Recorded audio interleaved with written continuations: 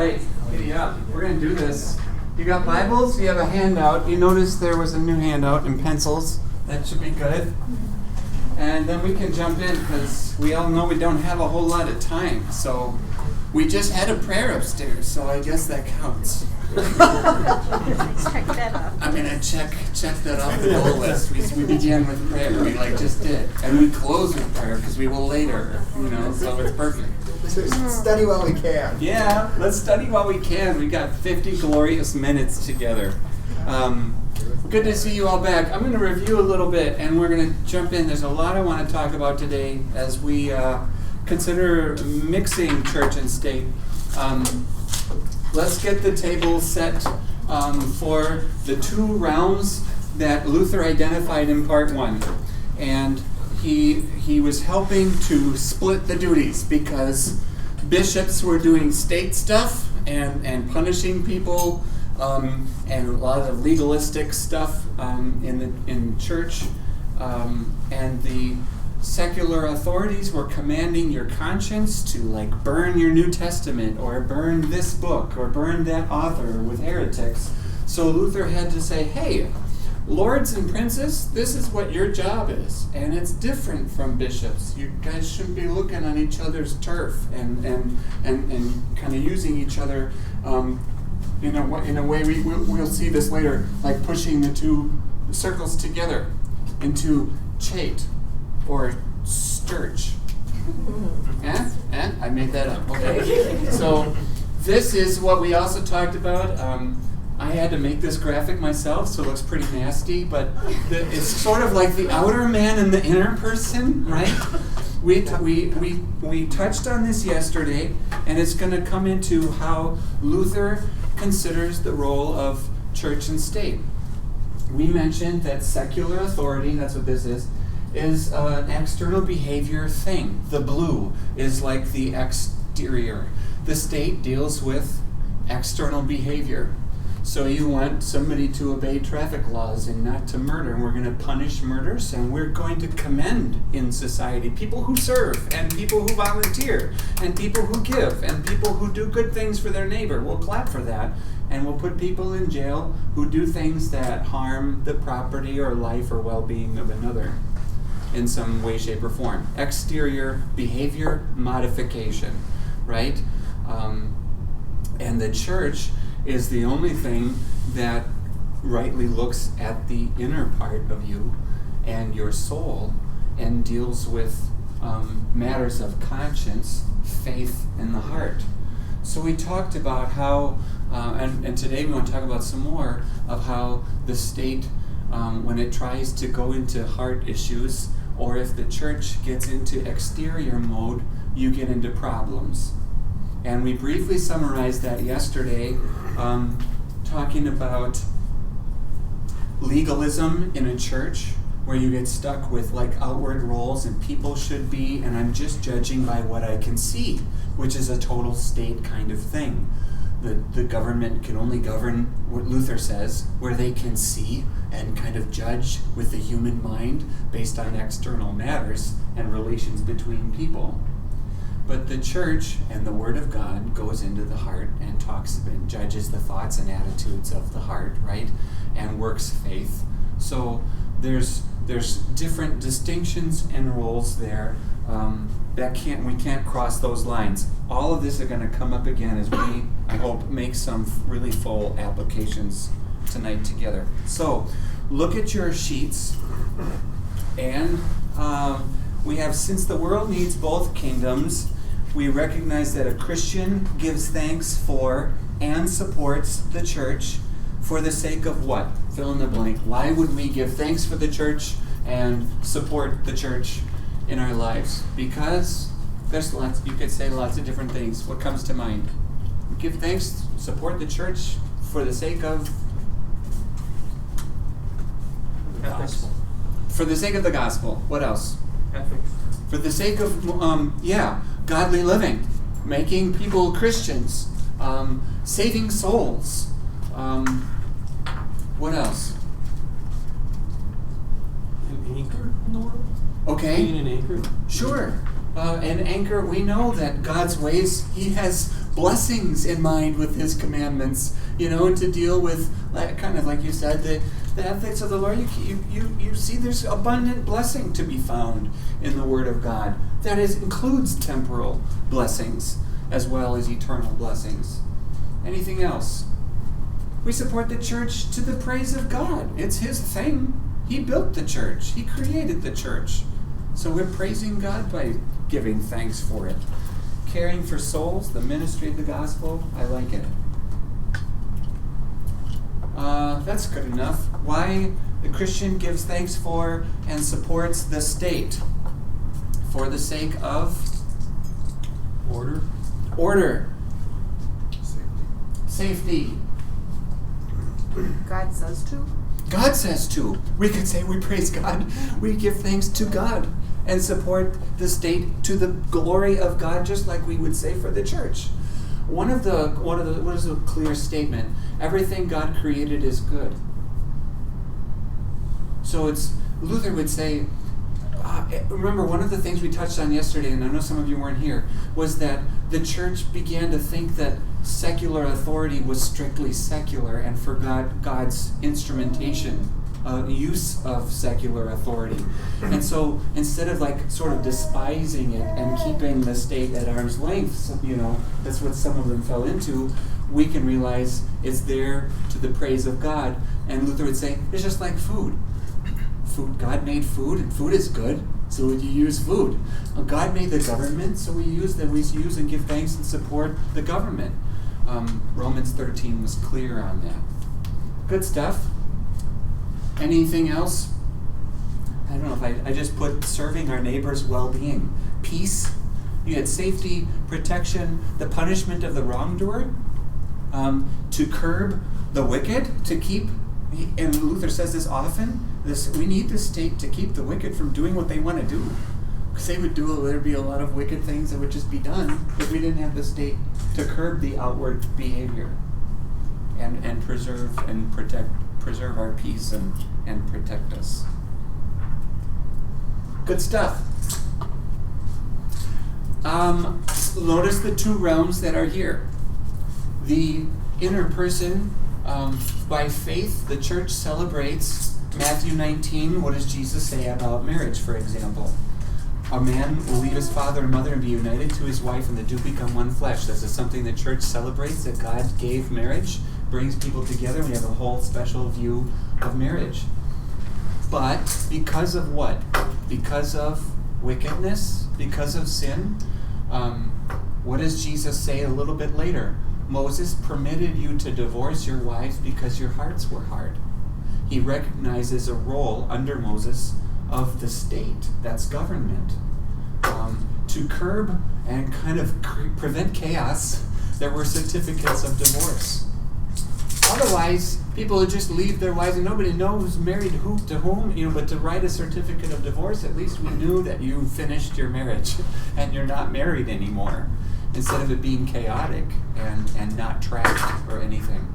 So because of sin, I think that's kind of a key phrase here, notice the role of the state in the Old Testament. So we have a God-pleasing view of marriage, but you also have, because of sin, you have a role for the state. Okay? Good stuff. What I want to dive into as we look at this finding a balance and how we're involved in church and state affairs. This is probably the most shocking thing to me of what Luther wrote in Secular Authority. And when he describes a believer, I touched on this yesterday, but we didn't really explore it that much. When he talks about a believer, he says, Christians don't need the state. And it really made me think, well, come on, we're still sinners. But in a sense, God has given the church to take care of you when you sin. That they would discipline you and correct you and excommunicate you or out of love, right? They would be thinking about you with your soul. Now maybe there is such a thing as we know that there's this state. If a Christian murdered somebody, they would be disciplined and perhaps, I don't know. But you get this is like, ideally speaking, Luther goes on and on about how a Christian doesn't just look at 10 commandments. A Christian looks at what Jesus says, who says, when your enemy, the 10 commandments or the Old Testament might have a passage, eye for an eye and a tooth for a tooth. But I tell you, love your enemies and pray for those who persecute you. That a Christian has 1,000 things in their heart and mind for their neighbor that are not known at all to the law or natural reason, where we go above and beyond, so to speak, the call of duty. So I made the Christian sort of yellow, and this will come up later in a couple of slides, and like this glowing person in the world where he says, in a sense, you don't need the state. But God has instituted government, an outward behavior controlling agent, a wrathful agent on the wrongdoer, and a peacekeeper because of wickedness. Because of the wicked, and I guess that's the blue guy. So on account of the wicked, the state is ultimately in place. It's there to maintain peace and stability. Sort of a simplistic way of looking at things. But that's ideally the way that he goes. And what then he tells believers is, you would really have no use for the state. Or maybe I'll go back to this. Think of yourself, the believer, in the safety of God's love. Who takes care of your needs? My God. If the world should despoil me and plunder me of all good and livelihood, and God allowed that, so be it. I still am cared for by God. Ideally speaking, he puts the believer in such a special, cared for, wonderful place as the people of God. We are not in want. And he talks about it like that way. But the Christian, and now we're trying to get into, when do I get involved in secular things? He says Christians will engage in the state and in government and use the law for the sake of your neighbor. You don't need it for yourself. You don't have to defend yourself. You have God.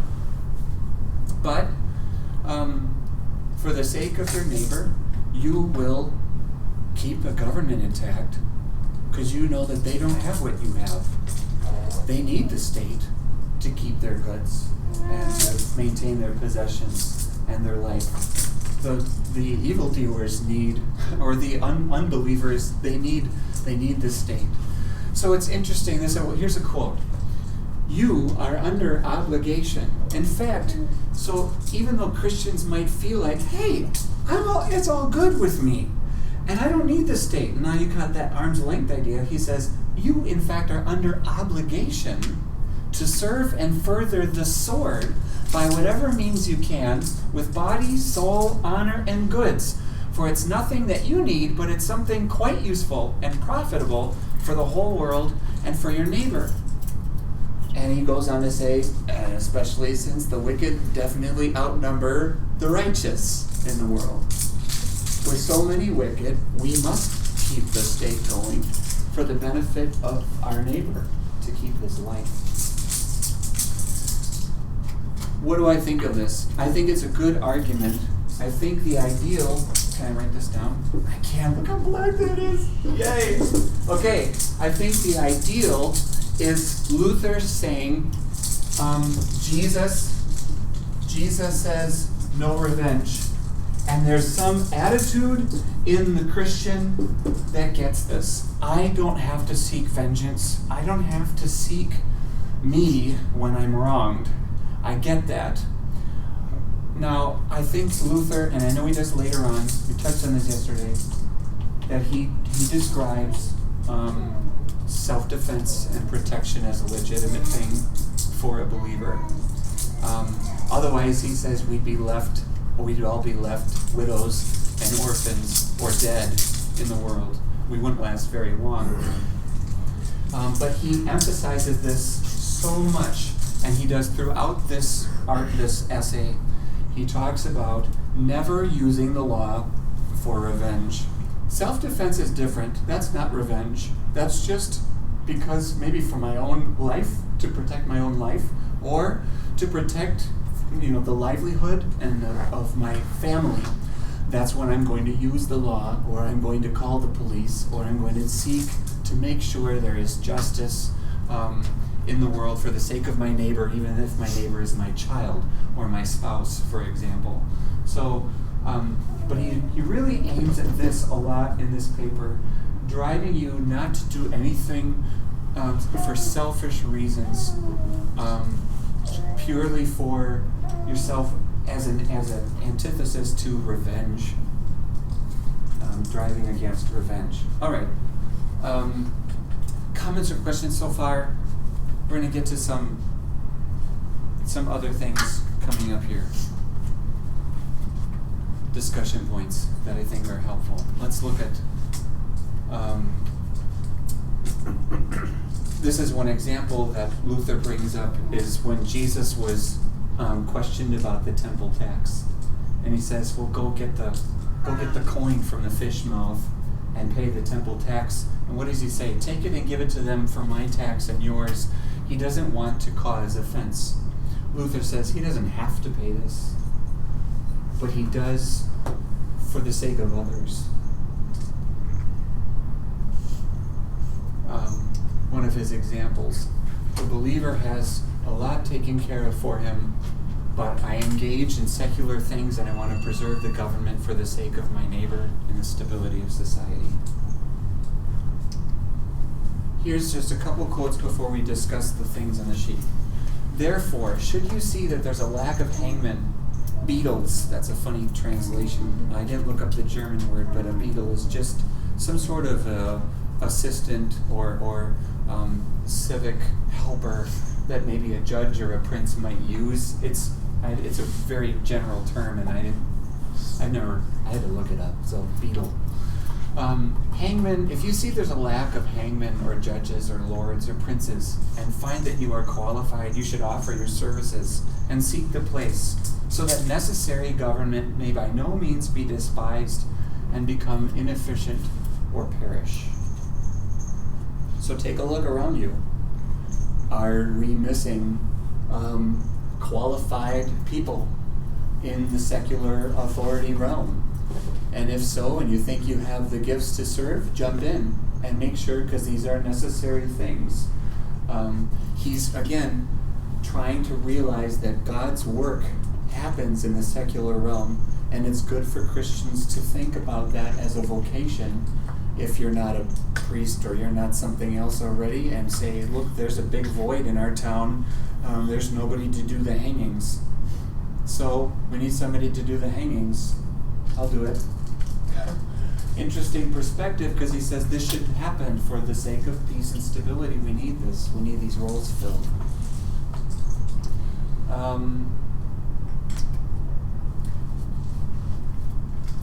Let's look at our questions then and start to run some of this home. Should a Christian bear the secular sword and punish the wicked? This is one of the direct questions that comes from Luther's essay. Should a Christian bear the secular sword and punish the wicked? It was sort of unthinkable for some of them that Christians would be involved without sin in such secular matters and putting people to death. And, well, Jesus told us not to do that. So there's, they didn't understand the godly role of a secular authority. When Luther says with other Christians, no. Settle these things. What does Paul say? Stop taking each other to court. Settle these things with your fellow believer. Handle these things without needing the government to step in and interfere. When it comes to other Christians, you don't need to bear the sword. But when it comes to unbelievers, yes, you should bear, and especially so for the benefit of your neighbor. You are obligated, we talked about. You're obligated to do so. Never do it for your own revenge, but always for the protection and service of your neighbor. So he talks about, what did Abraham do when Lot got in trouble? He dropped everything and he went and he rescued his neighbor who was unjustly deprived of his goods and his home. And Abraham went and fought the kings to get him back. So he was a Christian, and he bore the sword, and he got Lot back. Interesting examples from we have this Christian, don't say I'll pay you back for this wrong, wait for the Lord, he'll avenge you. What does Samson say? This isn't in your sheet, but what does Samson say? Some men from Judah come and say to Samson, don't you realize the Philistines are rulers over us? What have you done by killing all these Philistines? They're going to hate us forever. And he says, I merely did to them what they did to me. This is a fascinating thing where Luther talks about how could Samson bear the sword, and it sounds like vengeance. I did to them what they did to me. But Luther says Samson was a believer, and he wasn't doing it really strictly for vengeance. He did do to them what they did to him, but he did it for the sake of others. He did it to protect, as God's servant, to protect others. That's what Luther maintains anyway. So he says, what you need to do, if you're going to undertake something like this, first you have to be a Samson, become a believer, and make sure that you don't do it just for personal vengeance, and make sure that it's in service to other people. It's just another little example that he uses. He was a judge too, right? He was a judge. So He was a judge God used.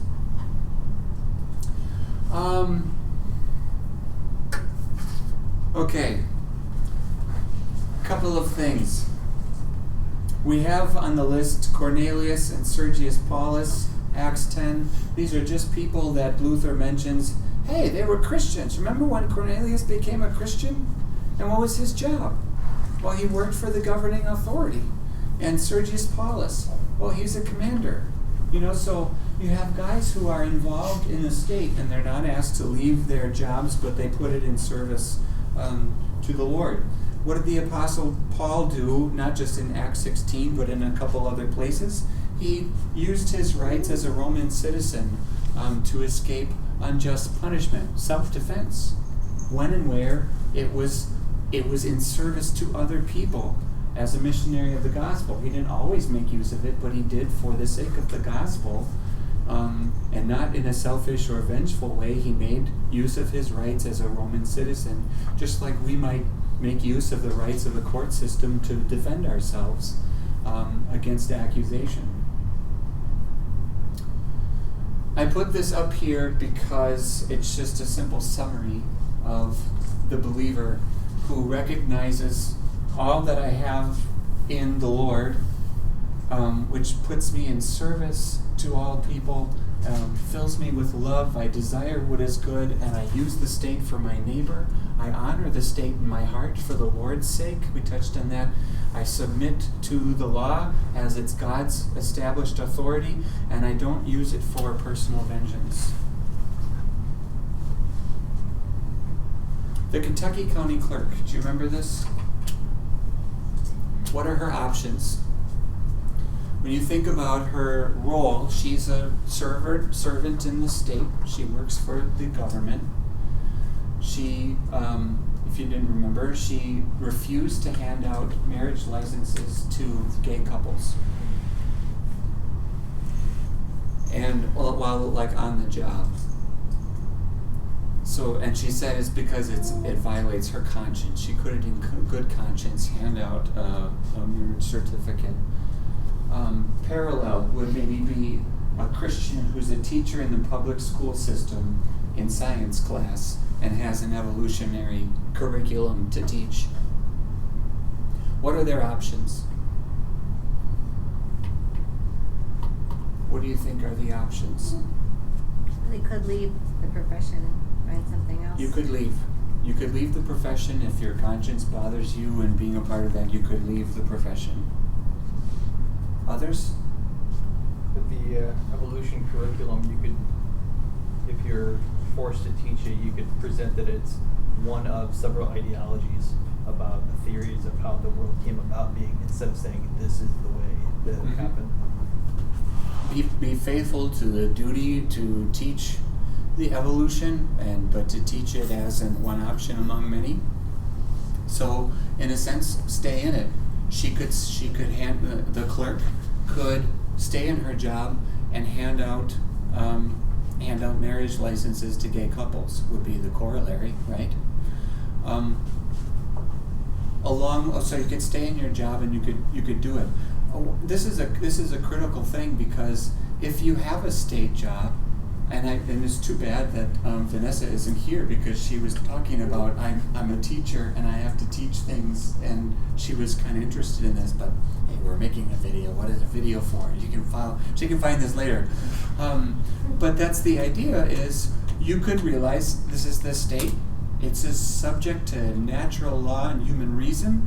It's not going to get everything right, and this is a part of my job, and it's separate from my faith. And I can carry out the function of the job and hand out marriage licenses to gay couples or teach evolution. But what do? I go to church on Sunday, and I continue to encourage people to learn about the Bible in my own private life, and go about it that way. So I guess another corollary to this would be an executioner who kills someone who's innocent. So Yeah. if you have a situation where, either later the person is proved innocent, or how does a Christian who is, taking the job of the hangman, kills the person and then finds out that they killed an innocent person, how do you deal with that? At the moment he killed him, he wasn't. Because you're under orders. That's not hard. I don't think it's a hard one, because you didn't know they were innocent at the time. So Right. So I guess. So why? I don't know why you. I don't. What My if you conscience did? wouldn't be pricked at all, because I was under orders. I didn't sentence him to. I didn't sentence. I took on the order as a hangman. So I don't see how that could be. What if you disagreed with the court's sentence of capital punishment, Well, and you we thought that wouldn't be it was able. pretty clear that there's an unfair trial, for example? So there, I think you again have options. I'm trying to say, and this is not necessarily Luther's material, but I told you that we'd come up with some things that weren't necessarily in Luther's material. But it is something that's addressed by our synod and by other people, that just says, depending on your conscience, you could be a Christian and say, well, this is my job. I can speak up as a private citizen of the country. I could speak up for the promotion of better investigation, better improvement of the court system, even while I continue my role as a hangman, and I chop off the head of the person I think he was innocent. I still play the role of the state while I boycott it on the side. Or if your conscience just says, I just can't do it, then you walk away and let somebody else do it. I guess the reason I brought that one up is because, so in the case of the hangman who's killing people who may be innocent, or who does not, like you mentioned, does not want to kill someone who's innocent. There was just a case recently where the executioner knew that the batch of drugs that they had would expire, so they pushed off, called into work sick basically till the drugs expired. We don't have any more lethal injection drugs. All these people on death row are still alive. Where does that fall in the doing your duty to the state? If you're morally against that, obviously probably shouldn't be a hangman if you can't if you can't hang someone. But if the state calls upon you to do that, It'd be like the teacher avoiding the evolution curriculum. And if I'm going to avoid it and just not teach it as they're asking me, as the state is asking me to do, the believer recognizes that the state isn't operating with Scripture and is going to get a whole bundle of things wrong. A believer in a position that works for the state can say this to themselves. They operate with natural law and human reason, and there's going to be mistakes because it's not in line with the Word of God. They're not going to get creation right. And I'm not going to say that we have to teach creation in the schools, because that would be external behavior. Boy, we're going to force kids to now. That's just like fighting one wrong thing. Evolution as like a religious approach to science. is like forcing our students to do the right answer or get it wrong, right? Or to say evolutionary answers or you get it wrong. So you'd be forcing people to say God created the world in 6 days, but their hearts don't care. Luther makes a long parallel in this second section, today's section, with heresy in the church. Why are the princes burning at the stake heretics? And it's under order of princes and not always, whatever. Where there's an execution taking place when the church should be functioning and be teaching about heresy. And that's the way you kill it. You kill Satan's lies with words and with the word of God. You don't kill Satan's lies with beheading. So you can't kill, evolution. You know what I mean? We're not going to just make another mistake by forcing people to be hypocrites and to write down the right answer, but their hearts don't really care. I'd rather have the church teach creation and encourage people to go to church. So you can in good conscience say the state operates with reason. They're going to get this wrong. I have a job and I'm an instrument and tool of the state, and I'm going to be doing things as a functioning erroneous thing. And if my conscience says that's okay, I'm still going to work hard to promote Christianity in the world and to teach things of a better way, or to work for better laws, then I can do that.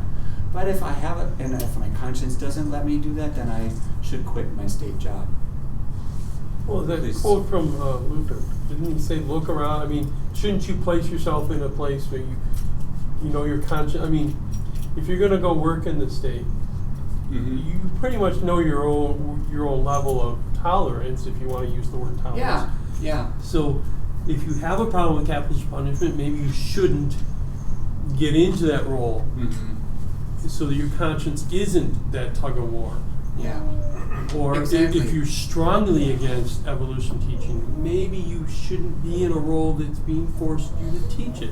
I mean, and I think Luther quoted, you should be looking for someplace. You shouldn't. Right. Nobody should be living against their conscience. We talk about how your conscience can be informed, and I think if I sat down at the table with, not necessarily, I don't know what Vanessa's struggling with, but if I sat down at the table with somebody who had a state job and they were struggling with what they had to do, and I talked to them, look, you're a Christian, that is on the side. The state uses natural law and they're getting this wrong, but you are their instrument to carry out this function and hand out licenses to gay couples. So you can go do that, and let's keep making sure we push the mission of the church in the world, and do our evangelism in our community, and talk about what God's word has to say as a church. And if you can do that, go for it. But if it still bothers you every time you slide the certificate across the table, then you should stop. So you make a good point. Ezekiel. In the case of both the clerk and the teacher, because each of those situations are such a small part probably of what they actually do in their functions, I think sometimes what they focus on too much is just maybe those small parts instead of the overall impact that they'll have, like a teacher impacting the young minds that they're actually working with every single day. And a teacher is such a trusted instrument for a lot of children, that they will look to see what's going on in that person's life. And if you're in there and you're just like, I can't do this because of evolution, whereas maybe some of those children would come to you, years later and just look for your guidance on something too, you're possibly passing up what God really wants you to do. He may use that situation to help others. And even with the marriage licenses, I mean, it's still such a small percentage of the overall functionality of that role that we always look at the small stuff instead of the big stuff sometimes, and that's what really the media just picks apart, is all this little crap instead of focusing on what really matters in the overall big picture. Yeah. Good point. What I have down below speaks to that a little bit. Oh, I'm sorry. No, it's great. It's a great transition. It's a great transition. As I think about how this balances in my life, look at the spectrum for involvement. I've got to check the number of slide that I'm on. Let me just go through a little bit of Luther, and then we'll dive into the how involved. Big picture, small picture, I think, relates to that. And what concerns you and yours, you govern yourself by the gospel and suffer injustice for yourself as a true Christian. Again, he's highlighting this, don't take revenge, but I think he could have had a fuller, he could say more here by saying you can protect your own rights under the law to property and to life. You can self-defense, so to speak. He doesn't necessarily say that. In what concerns others and belongs to them, you govern yourself according to love and suffer no injustice for your neighbor's sake. I'm very, very serious. You don't take anything from my neighbor. And I will use the law is all they have. They have God over the law for that very purpose. That's Luther's point. God has given his secular authority in the world to punish wickedness and promote peace for your neighbor's sake. In this way, then, things are well balanced. You satisfy at the same time God's kingdom inwardly and the kingdom of the world outwardly. At the same time, you suffer evil and injustice, me as a Christian, turning the other cheek and doing my evangelism as I testify to my faith. But at the same time, I will punish evil and injustice, and at the same time, I will not resist evil, but I will resist it. So he sees you fulfilling in both realms of authority. I'm governed by Christ and the gospel, and that frees me up to turn the other cheek. But I am also have a government to the service of my neighbor, where I make sure that evil gets punished and they don't lose their well-being. So I do both. I end up doing both. This was the challenge of his time, is where people couldn't understand a believer doing both. They only said the first part, you have to suffer evil, and it's like they were heavenly minded but of no earthly good kind of a sense. They weren't there for their neighbor, like Luther is encouraging them to do.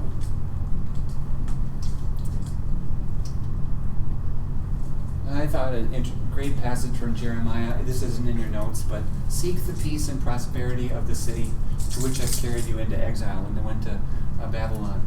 Pray to the Lord for the city, because if it prospers, you too will prosper.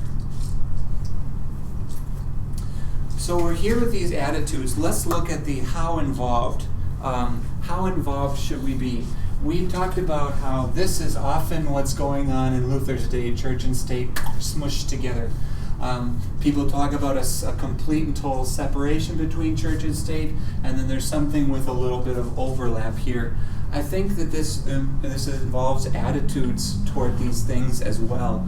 Look at the bottom and see what you think.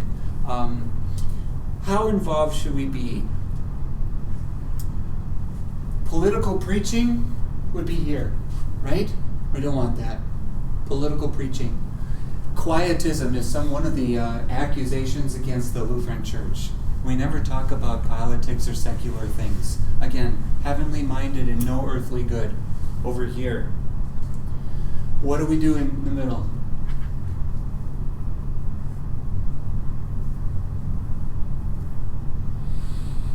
When Romans 13 comes up in the pericope in church, we preach about the government as God's authority.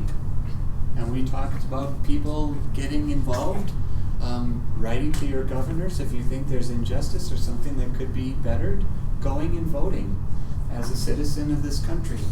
Exercise your rights and your ability to participate in the government process by voting and writing and having a voice, having a say.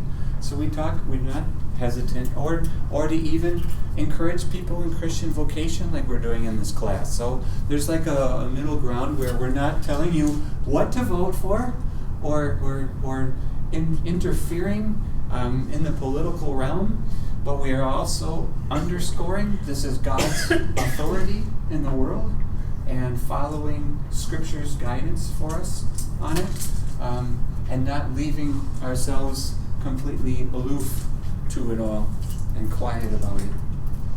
Thoughts on that?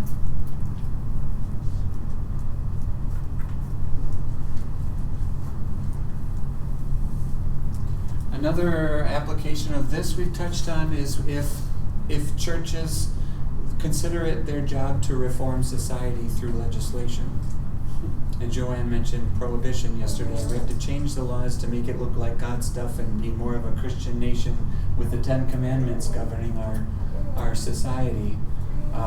If the church dwells on this and makes it their mission, they have forgotten what their mission as proclaimers of Jesus in the world is.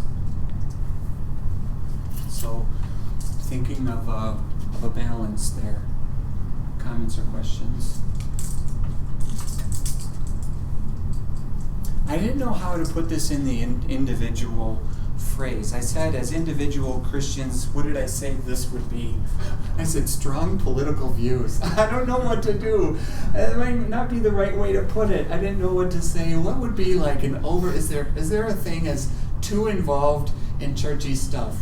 And I think all I want to say, maybe you can bring something up if you want to, is just what happens if I get so heated about political things, I lose myself as a servant and a person who loves someone.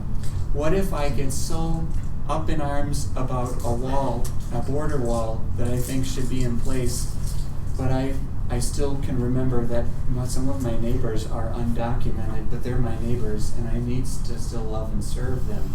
Where you find a way to balance. I can be up in arms and maybe adamant about a certain policy, but I still have people around me who need love and service. Whether the government deals with them as I want to or not, the state has to, in the end, do the state thing. Can I be so involved it tugs me away from my status as a Christian? Does that make sense? And suddenly I'll get so maybe opinionated that I can't, and then I start judging my brothers and sisters, and I can't love them as I should. I think that's something that people have to wrestle with. There's one thing for the state, okay, be adamant and push and be involved or whatever, be an activist. But at the same time, do I, as active as I am in the state stuff, I know what my job is as Christians to the people God has put around me. And I know what my job is as a Christian when I disagree with somebody who's a member of my church and we're not in the same political party. But that's okay, because you're a believer, and I'm celebrating that first and foremost. I'm not going to get my priorities out of whack. I didn't know how to say that. I just put strong in quotation marks and I threw it on paper. Del? Yeah, you see it in the last couple of days with this protesting, what was going on down in South. The Nazi, the alt-right, all of this is stirring up things that we're going back in history again and pulling these monuments down and all of that. It's just giving unrest to the whole country, really. Mm-hmm. I just feel like we're losing, what do I know? I feel like I'm too young to say this, but I feel like we lose what it is to love. Yes. Ultimately, or to respect another person and know how to listen and talk in a profitable way. We kind of quit all the constructive ways of conversing and we go to very destructive ways of communicating with one another, and that's where you get stuck. Zach? I think on the left you get one of two options.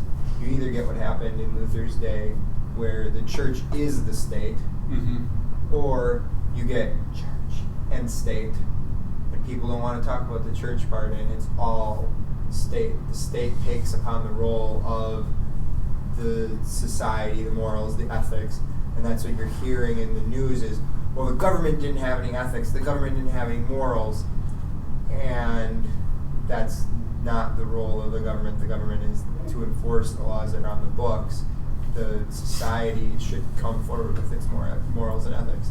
Yeah. So I feel like that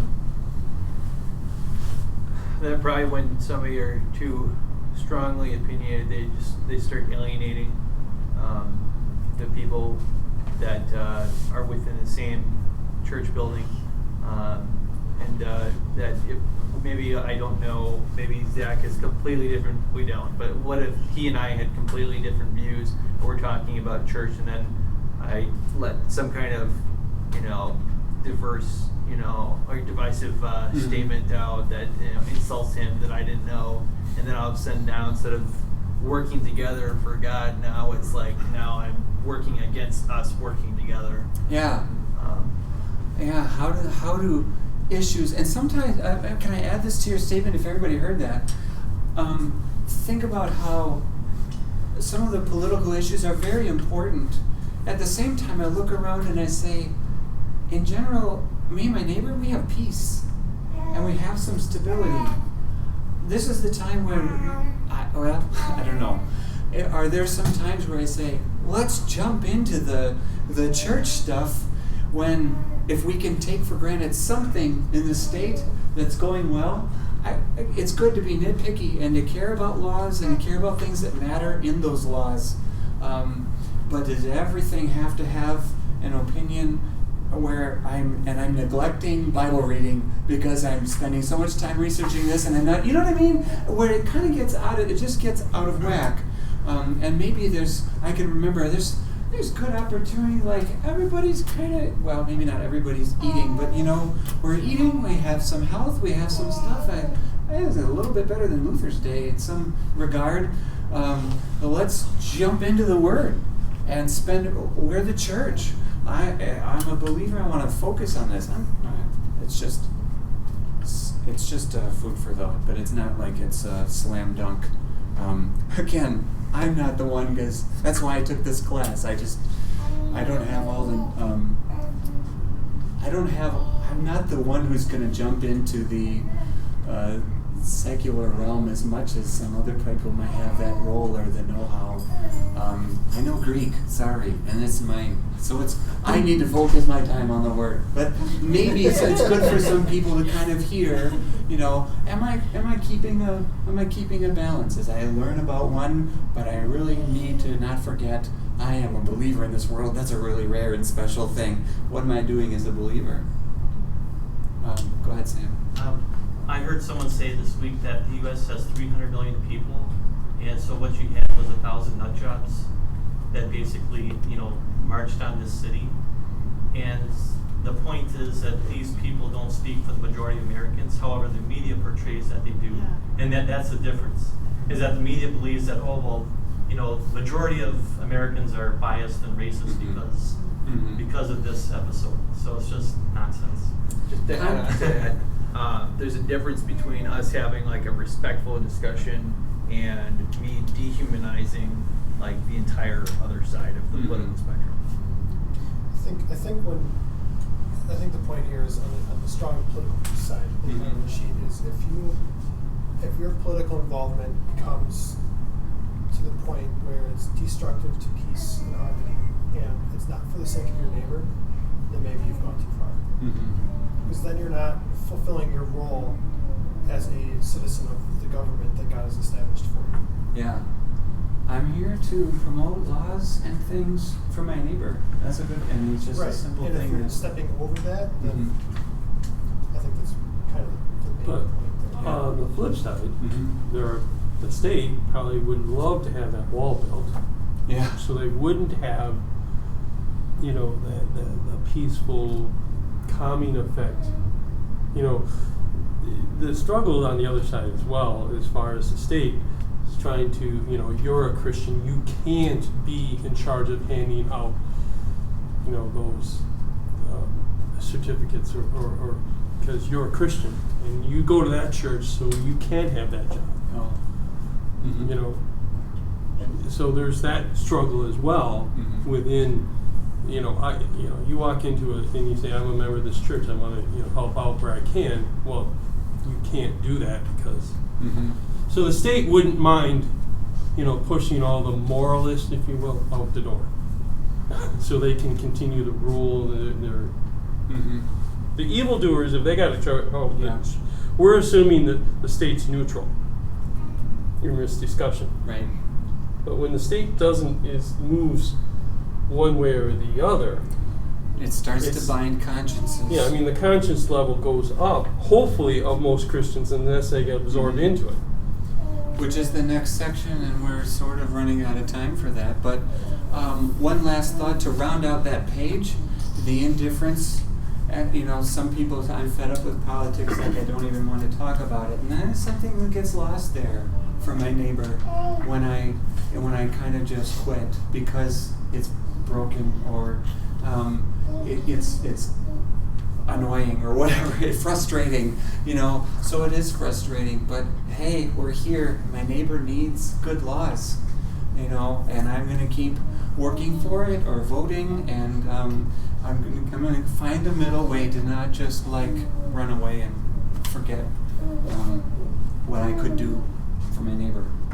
Tomorrow would we maybe be able to talk about the freedom of religion compared to freedom from religion side of things, and the separation of church and state compared to separation.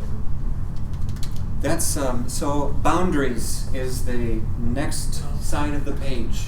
What are the boundaries? And let's pick up the back side of your handout, and we can spend 20 minutes on that tomorrow, and then the last half, or if we just like this one so much, we might spend the whole time on it. But the last chunk of Luther's, his part 3 is, this is what a prince should do, and it's kind of interesting the way he approaches various cases, and there's a hilarious story of Duke Charles that I want to share as a close. That's all coming tomorrow. One last thought, Tim, in the back? I was just going to say, I don't think anybody believes the state does anything particularly well. But the law goes, after all, their job is to protect the people of the country. You can make some things kind of simple sometimes. Not that we have to. We want to care about what laws are there and if they're hurting or helpful. But we shouldn't close our eyes to the good things that the state is doing for the benefit of our neighbors. And maybe you look around and see how well your neighbors are doing, whoever they are, and go from there. Good thoughts. Thanks for your time. Let's go sing and close with God's blessing upstairs.